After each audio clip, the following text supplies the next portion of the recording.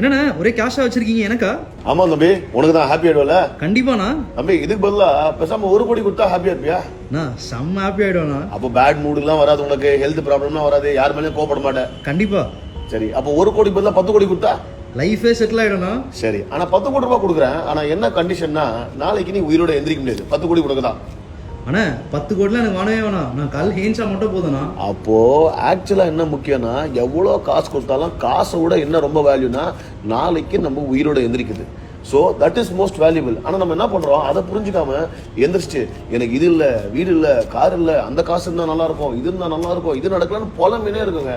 ஆனால் எது ரொம்ப வேல்யூபிள்னா, எவ்வளோ காசு கொடுத்தாலும் காசு வேல்யூபிள் இல்லை, அன்னைக்கு நம்ம உயிரோடு இருக்கிறது தான் வேல்யூபிள். அதனால் இன்னைக்கு don't grumble about your life, don't grumble about the day. இன்னைக்கு உயிரோடு இருக்கிறியா, you have the most valuable thing in your life.